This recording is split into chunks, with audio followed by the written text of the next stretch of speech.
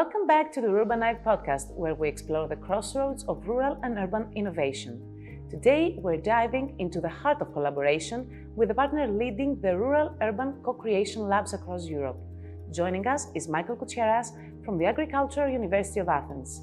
How do you bring farmers, researchers, entrepreneurs, and policymakers to the same table and actually make progress? Let's hear it from the experts. Welcome to the podcast, Michail. Thank you for having me. Let's start with the Agricultural University of Athens' contribution to RURBANIVE. How are you involved? First of all, we lead the part of the experimentation and innovation in the co-creation labs. So we have created the methodology for co-creation. We provide the best practices and guidelines and all supporting material that is needed for our partners in the labs. And we also perform the monitoring and assessment of these activities. We're also involved in one of the labs, which is located in Milos Island in Greece, where we are a supporting partner. And we're also involved in several integral parts of the project, one of them being the project's open call. Can you describe what the rural co-creation labs are and how they function? I mean, why co-creation? Why this process has been chosen?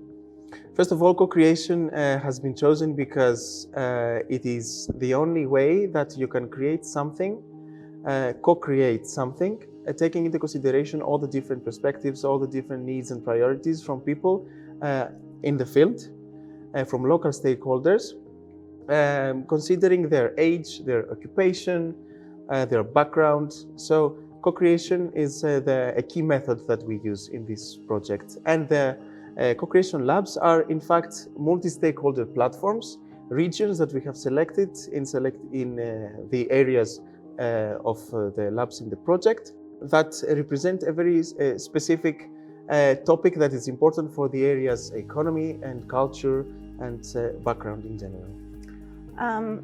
What is so interesting in those areas where the labs are taking place? We see that there are two labs in Greece, Milos and Trikala, in Burgos, Spain, in Kėdainiai in Lithuania, in Lemgo in Germany, and in Prague in Czech Republic, and in Lower Austria. Well, as I said earlier, these areas have been selected based on a specific topic, a value chain, or another field of practice, for example, that is important for the region's culture and economy and everyday lives of the people. So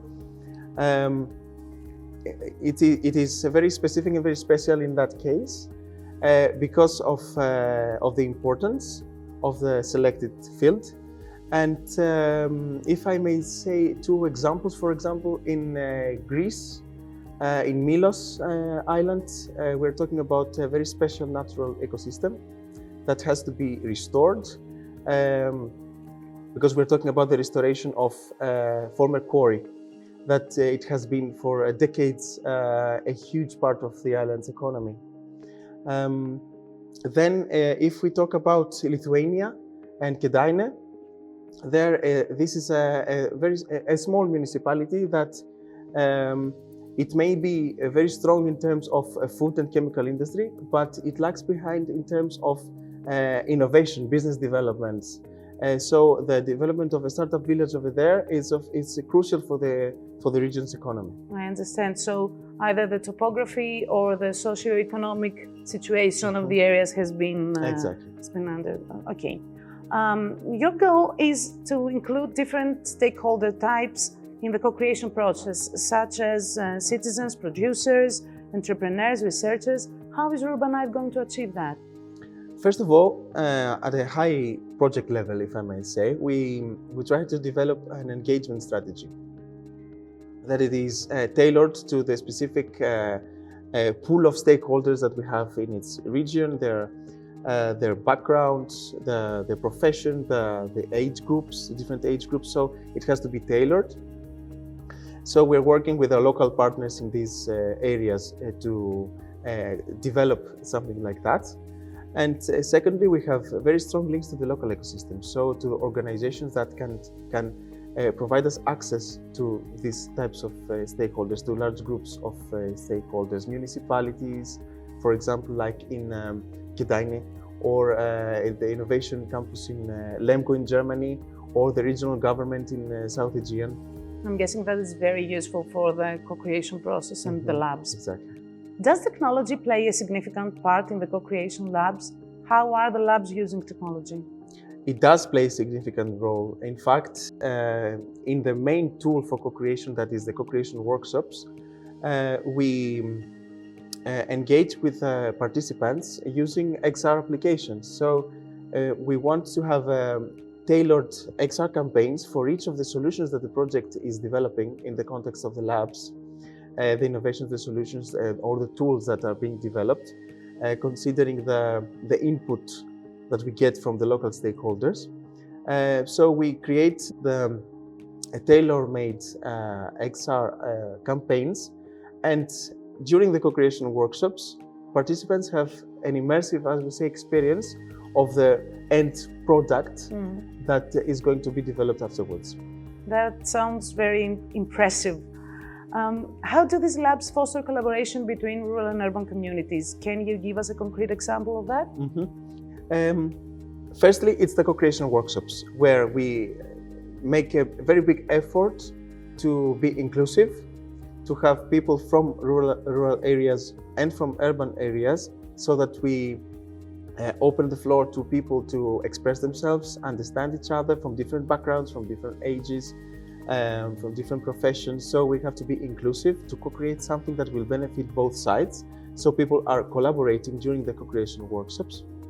And then it's the aspect of the actual solutions that we are developing. For example, in Lemgo and in Trikala, in Germany and in Greece, we have the enabler, the solution that we are talking about there, is about transportation and actual linkage of different regions.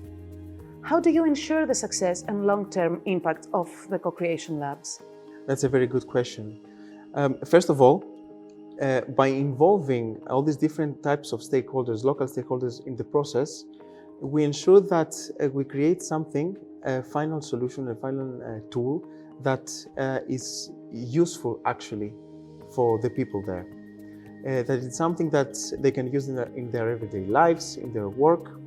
So this is the first way to ensure that you create something that is indeed useful for the people that it's intended to. Secondly, what we try to do in the project is to assess the understanding, the perception of the people about what we try to develop. So we try to assess before the co-creation of these solutions, what is the understanding about the topic, what are the needs, what are the gaps. So then after we reach the goal of co-creating something together with them, then we see what has changed in their understanding, in their perception, and if actually these solutions that we have created are useful for their everyday lives and work, as I said. That's very inspiring, because you actually described how we can pave the way for innovative but yet practical solutions. And that wraps up another episode of the RURBANIVE Podcast. A big thank you to our guest Michail Koutsiaras from the Agricultural University of Athens for guiding us through the power of collaboration in rural-urban co-creation labs. Thank you, Michael. Thank you. Be sure to subscribe and follow us on social media for more conversations that celebrate synergy between rural and urban regions. Until next time, stay connected.